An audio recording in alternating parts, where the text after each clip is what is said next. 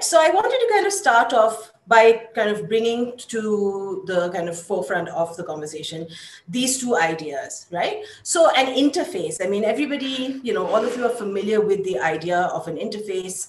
It's kind of basically the surface through which we engage with the digital.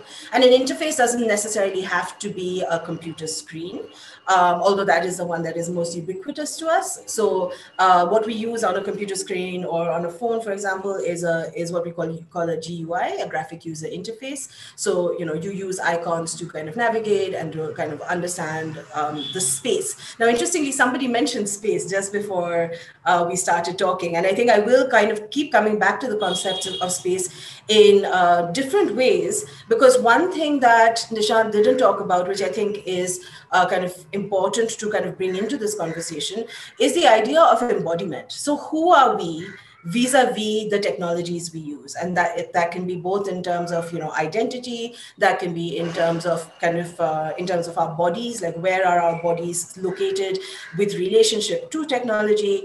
How do we imagine ourselves when we kind of place ourselves next to technology? All of these questions, and especially for those of you who work in performance, I think these questions are becoming really significant as to where is the body when we talk about the interface. Right?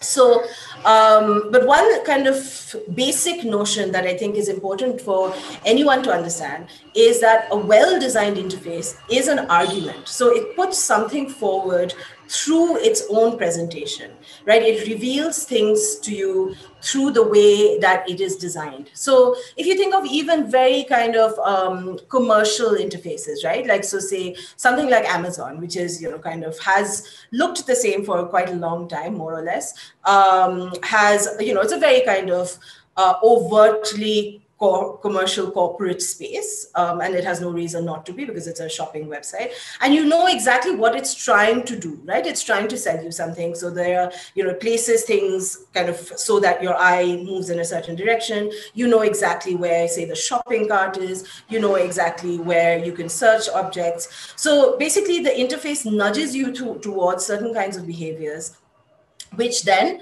kind of lead you to engage with the interface in kind of the way that it wants you to.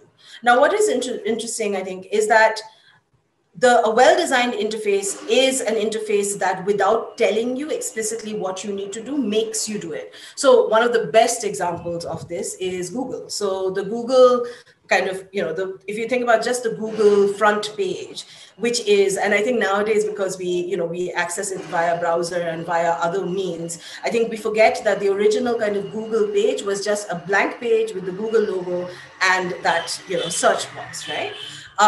So there's a scholar whose work I really enjoy, who has been quoted actually in the article that I wrote, Mitchell Whitelaw, who talks about the Google interface as a stingy interface, right? So as an interface that has only one way in.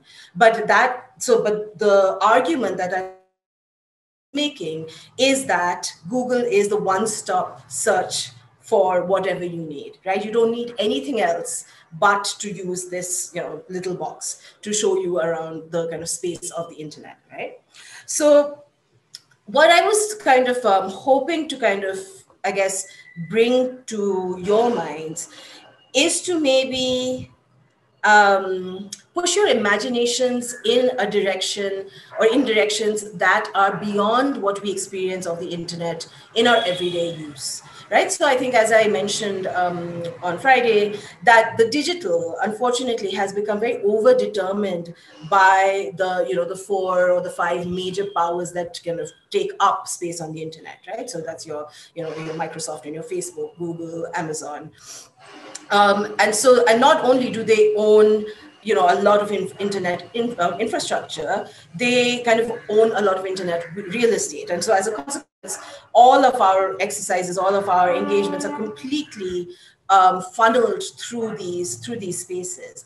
And I think I really want to pull us away from thinking about the digital as only restricted to those spaces, thinking of the digital as only about being connected to the internet, and kind of see where our imaginations can take us when we kind of reimagine what we can use the digital for, or how we can use technology rather than technology using us, which is increasingly the kind of problem that we keep coming up against.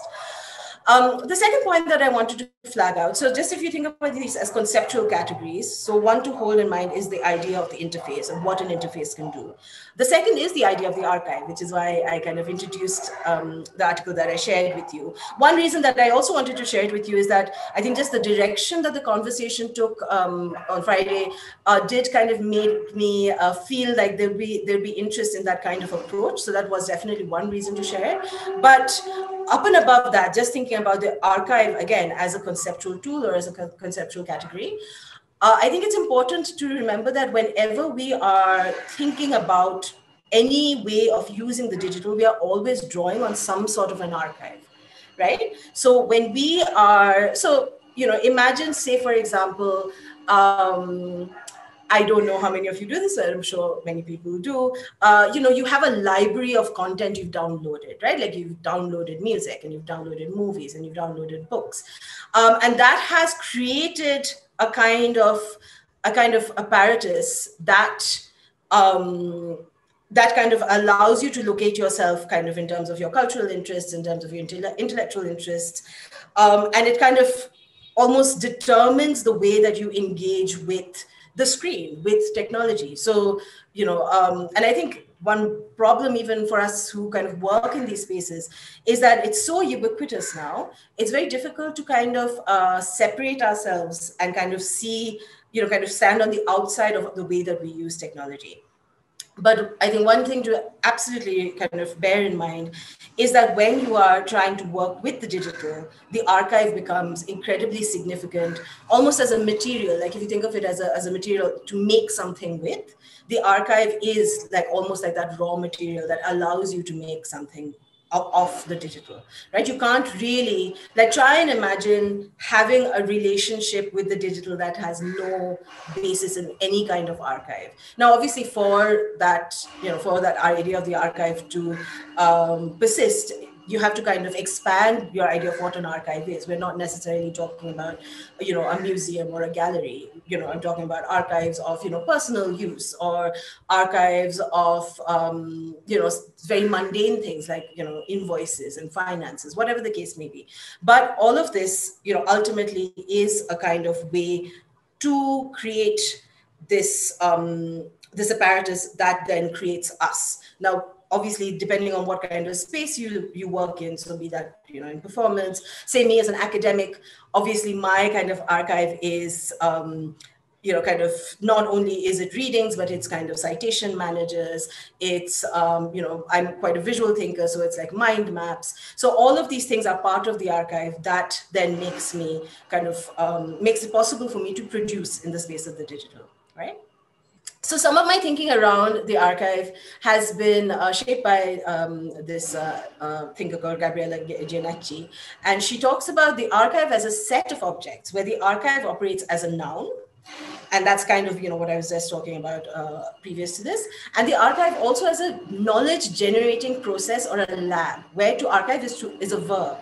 And to draw attention to the growing significance of the user of the archive, who more and more often is nowadays also its creator, right? So if you think again about any kind of digital engagement that you have, when you are engaging with something, even unconsciously, you are archiving content. So for example, something like metadata, and I think maybe I should just quickly define what I mean by metadata. So metadata is basically data about data. Right. So for those of you who might be familiar with library card catalogs, a card, a library card contains metadata, right? So anything that describes the object is metadata. So when we, unfortunately, when we now kind of move through digital spaces, we leave a lot of traces of metadata behind, which is why, surveillance is such a problem online, right?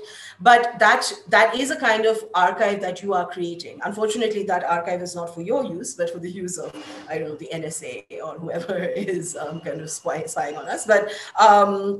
But any kind of digital activity will generate a kind of archive, whether you wish to or not. So I think it's kind of useful to kind of bear that in mind as a way to think through your encounter with working with the digital, right? Like, so if you have kind of, and I think many of you are finding yourself in this space right now, you are in a space where you're kind of wondering how to work with, the space that we have now been given, which is pretty much the digital. How do you actually kind of start to think?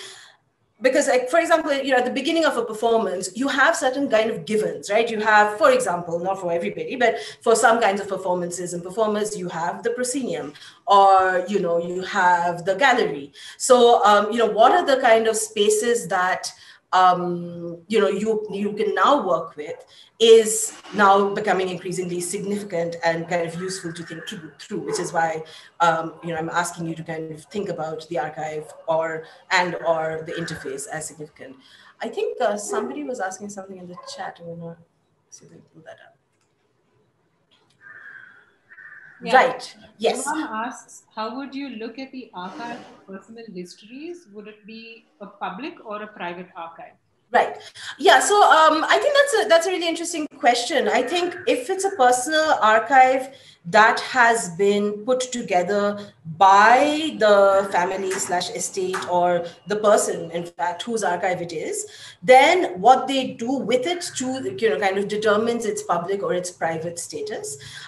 Basically, I think as soon as you might be, for example, creating an archive online or on a digital space, but it might not necessarily be online. And so that kind of line between, what is public and private immediately becomes, I think it immediately kind of comes into being when you decide to connect it to the internet.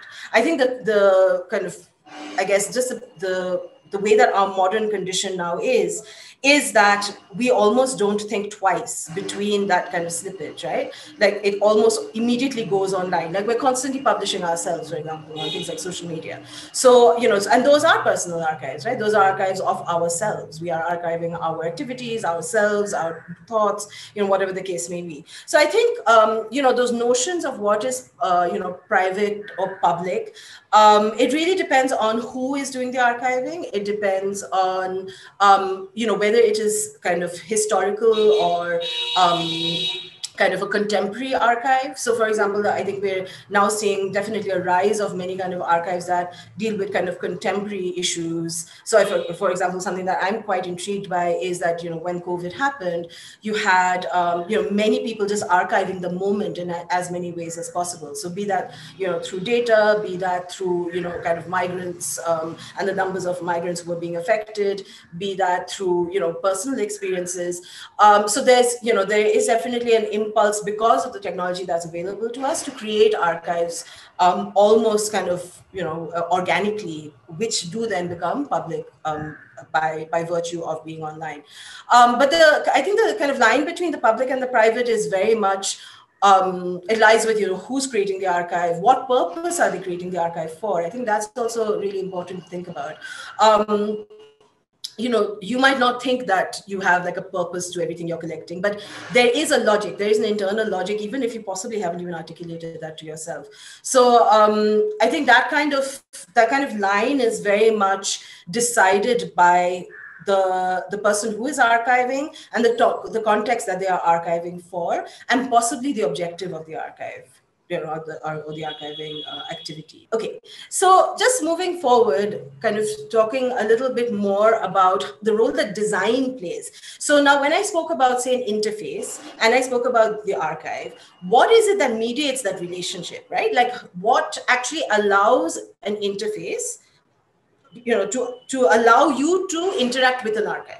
Right. So if you kind of imagine that the interface is the space through which you are entering a digital space, and that digital space is an archive, what is it that actually allows you to kind of understand that space, right? And so this is kind of a design affordance, right? So an affordance is basically, it's a term taken from design, which refers to what a material can do.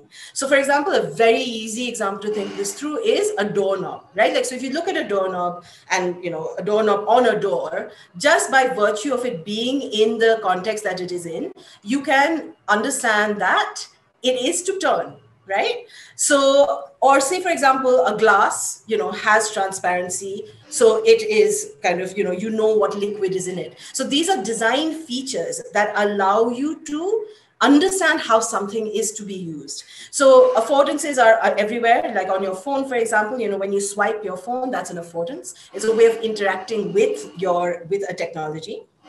So I just kind of want you to think about affordances as that point between the interface and the archive, right? Like, so how do I move through the interface to the archive is through the affordances of the screen, through the affordances of the technology, right? So, and my favorite example, which is that, books are technologies, right? So, a page, you look at a book and you know instinctively how it is meant to be used. It's one of the most beautifully designed designed objects that the human beings have ever invented, right? And so those are affordances, the fact that you can turn a page, that you can turn a page just by looking at it, right? So an affordance is very useful to think through how to kind of move from the interface into the archive. Yes, Don Norman, who I have lots of problems with, but also useful to think this through.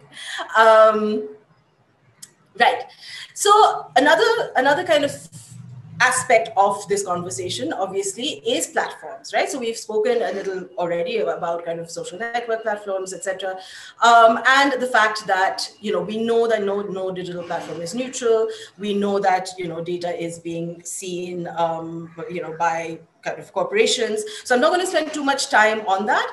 But the only one thing that I want you to kind of take away from this is to actually think through the affordances that shape your experience with the platform, right? So for example, just the feature of the like button on Facebook, right? That affordance is actually what actually makes the whole platform work, right?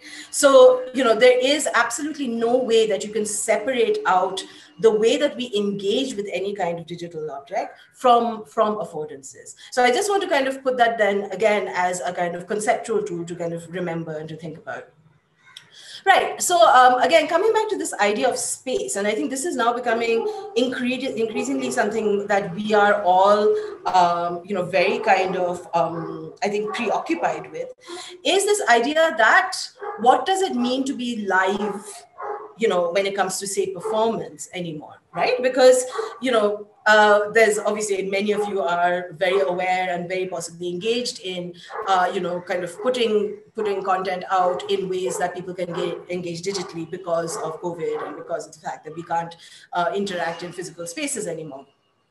So, but then what is it that is actually at stake? And that's why I wanted to kind of introduce this idea. So Philip Ostrander is a critic who kind of theorizes this idea of the live. Like, what does it actually mean? What does liveness mean? And what does liveness mean when you have media objects, right? And so I'm not only talking about, computers, I'm talking about cinema, I'm talking about television. So if I, kind of have a performance of a Pina Bausch performance that is then filmed and then shown to an audience, where is liveness? Where does liveness lie, right? And I think this is a really kind of useful question, again, as cultural producers, as cultural managers, for you to just, again kind of think about. And what is the relationship, again, of liveness with the interface, with the archive? What is an archive when it is live? So these are just kind of, again, provocations to help you maybe think through these ideas kind of in maybe more in more various ways than you might have been already approaching it. But one kind of, I guess, core conceptual idea that you need to kind of understand is just the idea of remediation, right? So what happens is that, when we are, kind of experiencing any kind of, say, artistic performance, through a different kind of medium, then that kind of process is called remediation, right? And so, we've got this kind of, march of technologies, one onto another. So you've got, sorry, very noisy train. You've got the book. From the book, you have audio plays. So I don't know whether some of you are aware, but basically, the history of radio actually started with, adaptations of stories and books, right? Like there were audio plays, etc. Then you had the coming of cinema. It's the gramophone, so on and so forth. So these are all kind of mediating the live experience, mediating kind of live performance. And so what does that do to our understanding, right? Like, so there's this very kind of beautiful, and now it seems to us very quaint kind of idea of when the gramophone came into being. When the gramophone was invented, people actually thought that, you know, people would stop singing because mechanical reproduction had kind of come into play. And I think somebody had actually mentioned Benjamin on the Friday lecture. It's exactly, you know, the kind of, there's a kind of threat that's inherent to it. We also actually understand, you know, kind of even now the kind of anxieties about, you know, what is live, you know, in a kind of space where, you know, the truth is very malleable. It can be modified, remixed, represented repackaged by anybody. You know, remediation then becomes a very kind of useful kind of concept to kind of hold on to kind of imagine, you know, the ways in which we think through media, the ways in which media kind of moves and takes different forms.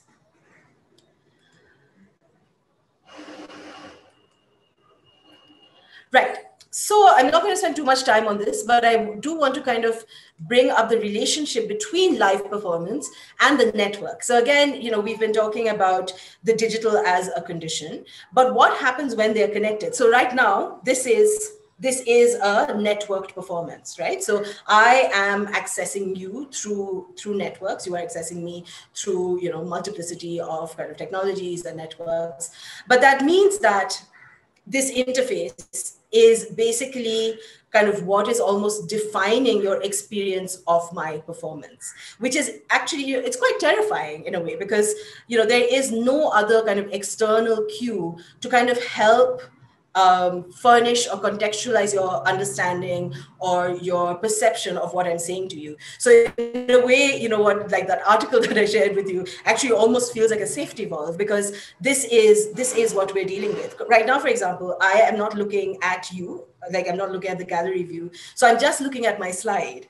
And so, you know, this relationship that we have, you know, how do we work with that? And then also, if we're, you know, thinking, I guess, more in terms of ideology, it is obviously a complete capitulation to a capitalist system, right? Like the fact that, you know, Zoom has been, you know, kind of experiencing, you know, a vast surge in usage because of the moment that we find ourselves in, and we find ourselves in a space where we have very little kind of opportunity to escape.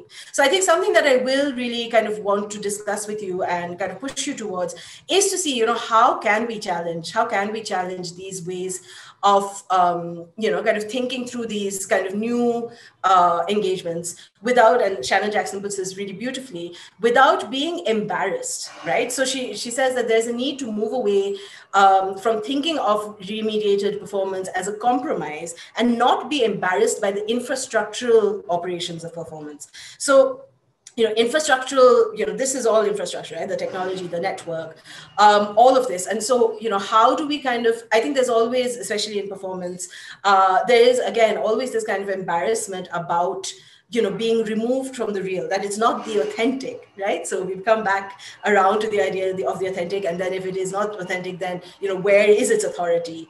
You know, if I'm seeing a piece of art, you know, remediated, is it the same? Like if I'm seeing the Mona Lisa in the Louvre and I'm seeing it on screen, what is the difference? Like how is it kind of challenging ideas of authenticity, challenging ideas of authority? So, you know, these are all kind of questions to kind of think through and bear in mind. So the last thing that I want to kind of end on is some of the ideas that have already been kind of explored in the article that I shared with you.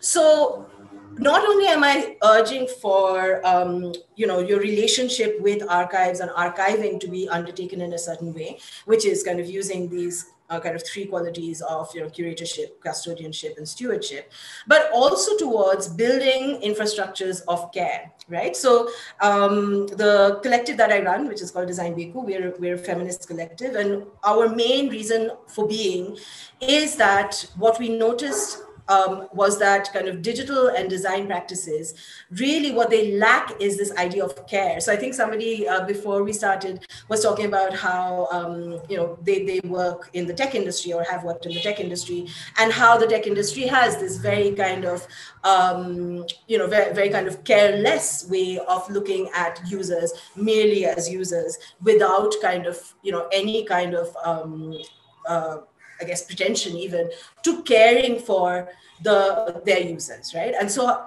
I think one thing that I think is really important, which kind of really needs to be, I guess, not only kind of engaged with, but also nurtured. So ideally what we want to see is ecosystems that kind of are based on this idea of an infrastructure of care. So at Design Beku, for example, we have this idea that we call infrastructuring as memes. So you all know what memes are. So what we kind of imagine ourselves doing is building and working with and facilitating other organizations or other collectives who have very similar principles and values to us. And so this idea of the infrastructure of care becomes mimetic. So, we see it time and time and again, and, in different organizations, and we find ways in which to kind of sustain that infrastructure of care or sustain that ecosystem by working together. Because, it's really hard in this kind of cruel, hard world to be able to do that by yourself. So we kind of believe that this kind of, this virtuous network is actually what's going to allow us to even sustain and nurture and grow these kind of infrastructures. And so the last thing that I want to kind of leave you with is this idea of communities as experts. And I think, I did touch upon this in the article. And I think a lot of the questions that are coming through right now, which we can discuss after this, are very much kind of around that. I think one of the kind of biggest issues that I have found when working in the space of design in the digital is especially spaces that are very kind of wedded to the idea of design thinking. There's a very strange kind of impulse where there is what they call participatory design, but there's very little kind of understanding and acknowledgement of the fact that communities you work with are the experts in their own lived experience, right? There is no way that one can alter that. And that expertise is actually what we should be kind of aiming to work towards, kind of describing, kind of how a problem or an issue is kind of understood, because many kind of say issues or problems that a community faces is often couched in very different language, in very different conceptual frameworks than our own. So I think one thing that's very important to remember is that mental models are, so various depending on, where you come from, what language you speak, because, whatever you think about is shaped by language. What is your kind of political, kind of background? What is your socioeconomic background? What caste are you? All of these, geographical location. So again, the idea of space, what are the various spaces that make up individuals and communities and their mental models? And I think just kind of this awareness that those mental models are always going to be necessarily a little disparate, and therefore it is kind of always worth kind of remembering that communities are the experts in their own lived experience. And the last thing that I want to leave you with, which I find it really funny, because I say this time and time and again in various spaces, and it always amazes me that people are amazed that I'm saying this, but it's just asking communities what they want. I think this is, it's such a simple idea that when we go into a community or you're engaging with a community, why, just ask them what they want and then kind of move towards bringing them closer to that. And that, even in the kind of performance space, or in terms of, thinking about, people who come to your galleries or to your theaters, asking people what they want and then working backwards from there rather than making assumptions. Is just, I think it's a much more economically sound idea, because I think you waste a lot less time. And it's also, I think it's care in action to actually ask what communities want. Now, I do also want to kind of leave this on a slight provocation, which is that communities are not homogeneous. Communities have differences within themselves. They have differences of consensus. I think we touched upon this on Friday, that, a community who might want to protect an archive, some members might not, some members might really want to, right? So, and that kind of difference is something, again, we have to learn how to make space for. I will definitely say that, I don't think we are anywhere near thinking through a kind of an effective fail-safe way of doing this. And I feel that it will also shift from context to context. But I would also love to hear how, there's so many of you working in so many interesting and fascinating spaces, how you've been kind of maybe working through those differences or trying to understand the kind of the various approaches and desires of the communities you work with. So yeah, I'll stop there and we can switch to questions. Right, great.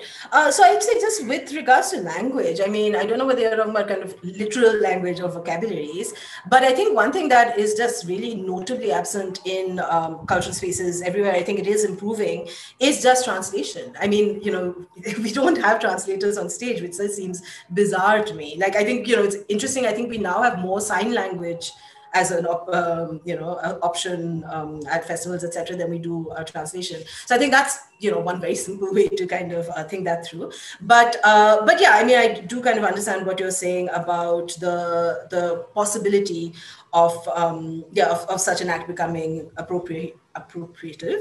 I would say, so the way that I kind of think of it is to address it from the point of view of positionality, right? So as you said, like, you know, so as a, say, middle class, upper middle class, elite person, you know, what is your position vis-a-vis the archive, right? Now, tempting as it I actually feel that our work is to, I guess, explore and expose complicity and collusion. So unfortunately, you know, if I was to talk about an archive that is relevant to my space, it's more an archive of oppression than of liberation, right? And so I think what role we can play is then making infrastructure available, and that's why I brought in this question of infrastructures of care. That the archive itself may be envisioned, designed, curated, imagined by a community who is not similar to ours, but making infrastructure available in terms of information, in terms of technology, in terms of the way that one can access these spaces. I think all of that then becomes important. So it's building the scaffolding rather than the building, if you see what I mean. So yeah, so I think, I would not say at all that that's the only way, but that's how we find, it's, for us, that's been the most, we have found that to be the most useful way to think this through. I'm sure there are other ways of doing it as well, but yeah, but I think acknowledging positionality and just kind of creating infrastructure, I think, to me is key. I do have to say at this point that NCBS, and that is actually is a great example of a very artistic archive. They have something called 13 Ways of Looking at an Archive, and their website. So that's the NCBS Archive, and they've been doing some beautiful work under Venkat's supervision with the archive. And I think Venkat is also working with Divij Joshi, who is a lawyer, to actually put together this handbook. So, this resource that Purnima, that you're asking for, does not exist right now in India, but it's being put together right now because there is a surge of interest in archives, and we completely kind of understand and appreciate that there is no guidebook or no handbook for archivists. So that is definitely underway, but unfortunately does not exist right now. But hopefully will probably by a year and a half.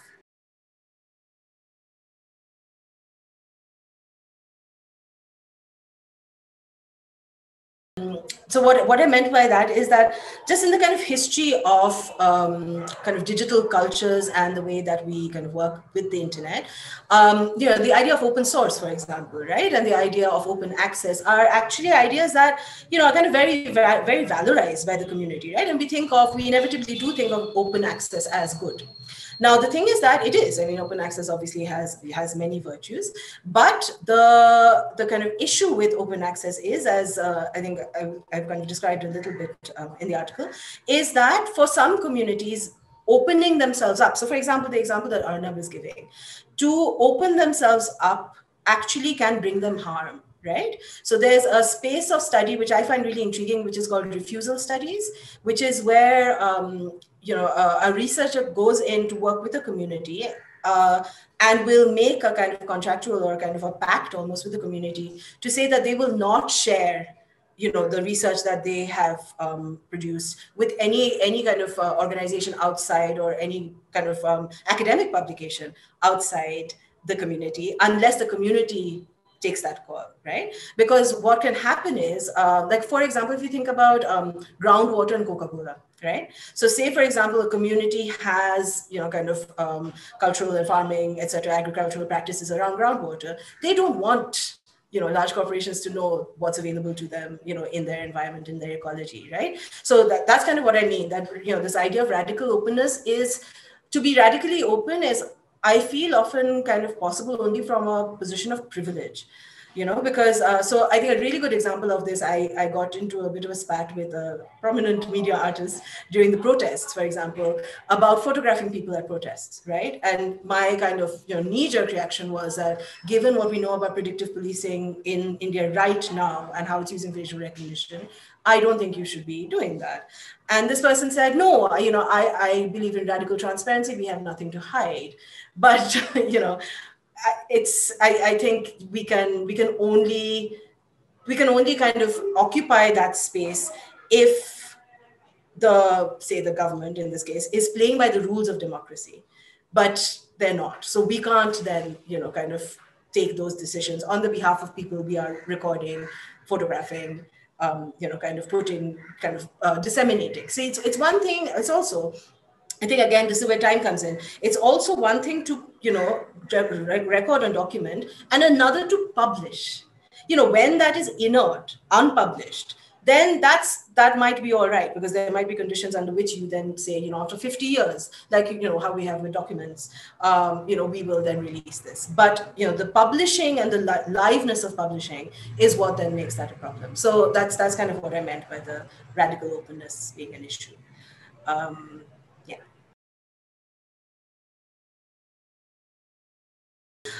Something that I'm very preoccupied with is, how, say, for example, when we write metadata, we only use, at least in this country right now, we only use English. And so if you're looking, for example, at historical artifacts, at, ecological artifacts, their use, the concepts behind their use are only actually extant in the languages of the communities that use them. Right. So there's actually no easy translation. And I think, this is something that I've been trying to push, people to work on with me, is that, how do we create kind of multilingual metadata that allows for that, again, for that capaciousness of meaning, that, kind of many, I guess, many shades of meaning to be conveyed. Because English can often be, I think it can often be almost like a violent act to reduce something, so that it accommodates English, because it often loses a lot of the shades of meaning that, comes with the original language. So I was just actually hoping that Nishant could talk a little bit about what that really great point that he raised about data as person. So Nishant, if you're okay to jump in, could you, because I just feel like we were having that conversation, so it'd be good to have him kind of supplement what we were discussing. Padmini, thank you. I think that was a brilliant just tour de force, taking us through the politics of the archive and just pushing out so many interesting things. I was just looking at some of the questions and thinking the biggest problem in thinking about the archive is that we often think of the archive as a final manifestation, right? So we think of the archive only at the level of the interface. Like when it appears, we think there is an archive. My suggestion was to perhaps start thinking about how the archive comes into being through an intention, right? So even if you take up the idea of the literary festival that was given in, the festival itself is not the archive, it's only the performance of an archive. The intention of the archive is somewhere else, and often the mandate for value generation, for sales, for engagement, and so on, compromise the intention of the archive and lead to the performance that's not necessarily then inclusive in many ways. So that was like this just first idea thinking through. And my conversation around data was really particularly looking at computational technologies and networks to understand that data is not the same as people in many different ways. So Duncan Watts, and I can share the small essay that he wrote around it. He's a computer engineer, has a wonderful piece called The Small World Network, right? And Watts continuously reminds us that the data is a very bizarre form of information, because data pretends to describe reality, but data is only an extraction of reality. And once data has been extracted, the only thing that data describes is itself. Wendy Chun, who is also somebody I'd mentioned the last time, calls this an opaque metaphor. Right? She says that data and digital information often seeks to describe reality, but in effect, they only describe themselves. So what happens is that you make this correlation between data and people, and then you say, all right, so all the people who can be translated into data are the ones that we can include within the archive that we are establishing. But then once the data changes because of metadata correlations, algorithmic circulation, traffic, whatever, the people you realize remain the same, but the data around them keeps on changing all the time. So people have to be static in order for data to be available for manipulation. So I was just saying that one of the ways by which we do this in class quite a lot is we actually play a game where every time we read the word data, we actually replace it by persons. And then see what happens, because data realities are human realities. What happens to data immediately has effect on data sets. And this is something you could really do with the Aadhaar project. It's actually a lot of fun, because every time we talk about data, we replace it with people or persons, and then the horror starts sinking in. Right? Saying that it's okay to think that data doesn't have privacy. It's horrifying to think that persons don't have privacy. It's okay to think that data can be erased, manipulated, and diminished. But if you just make it into persons, it becomes a different kind of a narrative. So that might be just one way of maybe thinking into this. So liveness, actually, I mean, that conversation is very much predicated on like the ideas that Nishant brought up about kind of authority and authenticity, right? But not so much necessarily speaking to the digital, but just speaking to media writ large, right? So basically Auslander's work, who wrote this book on liveness, it's actually a kind of response to somebody called Peggy Phelan. And so basically Peggy Phelan makes this kind of argument that we're quite familiar with, which is that kind of seeing a performance through a mediated experience is not the same as, is somehow lacks authority, lacks authenticity, as seeing it live, right?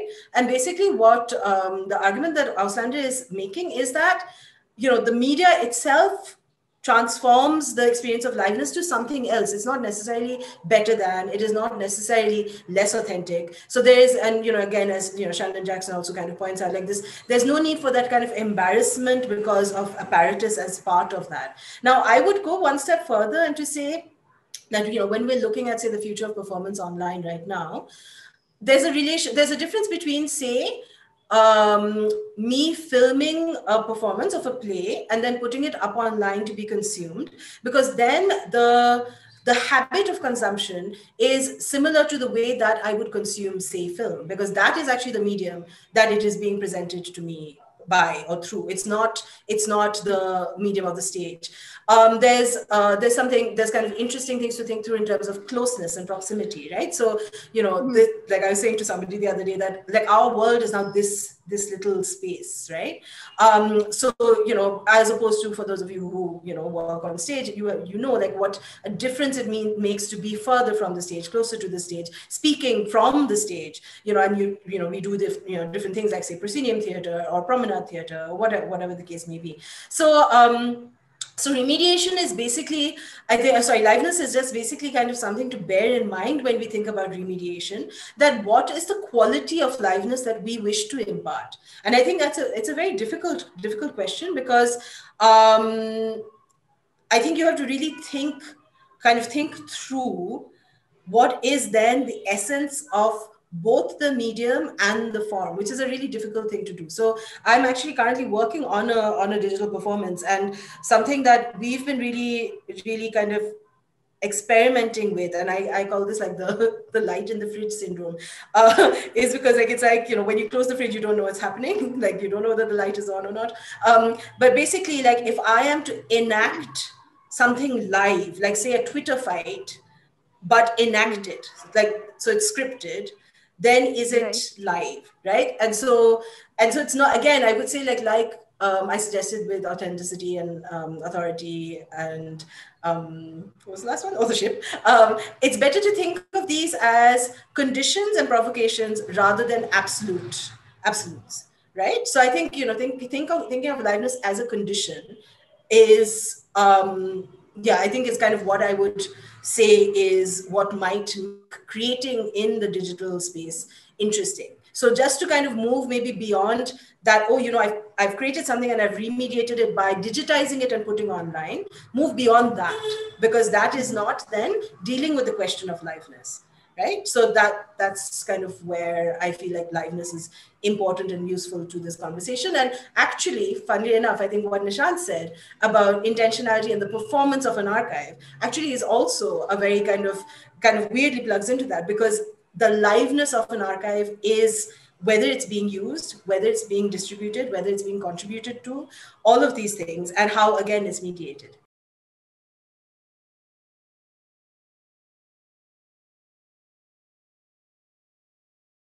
Yeah, all interesting and slightly and difficult questions, but I'll just go backwards. So durability of media is a huge problem, right? So what you said about your storage being corrupted, that's a problem that we kind of define as durability of media. And it's something that we're really struggling with in the archiving space, right? So because of the obsolescence of technologies. So for example, even stuff that was on floppy disk, for example. And so a lot of kind of well-intentioned archiving projects that used things like floppy disks, etc., cannot be read anymore unless you have an emulator, which not everybody has access to, right? So yeah, it's a conundrum. And to be very honest, and this sounds really kind of hilarious almost, but paper archives are still the most durable archives we have. So if you were to actually print out everything, that's actually is safer than kind of putting your trust in technology, which is I'm afraid that's no good answer, but that's kind of what we're trying to deal with. So I mean, the library, information science, archiving community are all trying to work towards certain standards which will ensure that if you save content kind of using certain kinds of protocols, then hopefully they can be recovered in 20, 50 years. But it's really anybody's guess how well that's going to work. And it's a big issue. It's a big issue. It's definitely not something that anyone is close to arriving at a solution to. So that's the storage problem. The other problem, yes. So I think Nishant's heard me speak about this. I was actually kind of really aghast and saddened when after Rohit Vemula died, that there was so much kind of amazing kind of conversation, dialogue, discussion, etc. on Facebook, because a lot of kind of young Dalit activists and students felt, kind of like they had to speak. And I really feel like that so much of that is already lost because it was on Facebook, right? So I think the rule of thumb is, if you are building an archive, don't build it on a third party service. Like, just don't put it on a platform. Own your own data. Put them on hard drives. I know we've just said the hard drives are maybe not the best, but it's definitely better than putting it on a platform that can at any point take it down for whatever reason, right? Like and we're seeing right now how dangerous it is to kind of entrust any of these platforms, because they will listen to the government if the government says to take something down. So so I feel like we've already lost so much in terms of kind of just historical moments and responses to those historical moments, even in the last 3 or 4 years, just because a lot of those conversations are happening on Facebook or on Instagram or on Twitter. So yeah, so I would just say, own your own data, put them on actual durable objects, not on the cloud. I mean, the cloud can be a backup. So the rule of thumb is 3-2-1, which is like you kind of store it in 3 places. You make three copies, you store it in 2 places, and then one has to be like in a safe or something. That's like, for a lot of kind of important archival material, that's actually the rules that they follow. So so yeah, so depending on the value of your archive, so to speak, I would really say that do not rely on don't keep it online. Don't keep it online where somebody can pull it, because that's a constant danger. The internet is a very, very small subset of the digital. So there are digital archives of everything. Your credit card payments and traces that also come in are digital archives. But I think the point that Padmini is perhaps bringing up becomes really interesting, saying, so you have this collection of material on your computer, and you did not have an explicit filter or an intention on why those things come together. If that is the case, but those things are still talking to each other, it means that somebody else is owning that archive. There is a different intention and an algorithm that is still making sense of that data. So the ways in which you are used to the fact that if you are building digital content, none of us have files and folders anymore, right? I don't know if you have progressed from that situation in the 1990s where we spent an enormous amount of time creating digital files and subfolders and trying to build taxonomy. And you basically now rely largely on search. It's somewhere in my machine. I'm going to search for it. I don't remember the title, but I remember this particular author in it or this particular phrase, and it will show me things.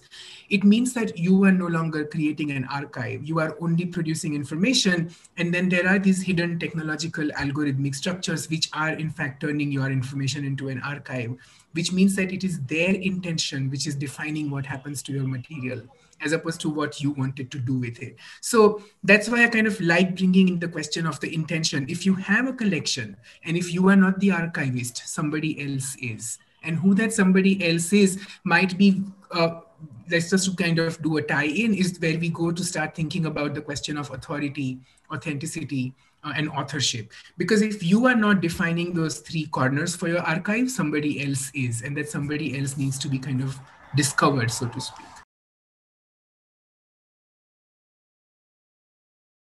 Yeah, so I think my answer to that is, Sabyad kind of thing, which is that collect, don't publish right now.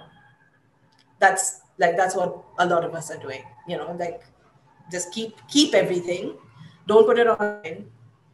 Tag it as you go along because it will get unmanageable. But don't publish it, don't put it online. Unless, and this is something that we have been trying to do, you can find safe harbors. And by safe harbors, I mean kind of academic institutions outside the country, for example, places, so Germany is really great for this. You have a lot of kind of hackers and kind of, tech people who are very happy to kind of host servers outside the country.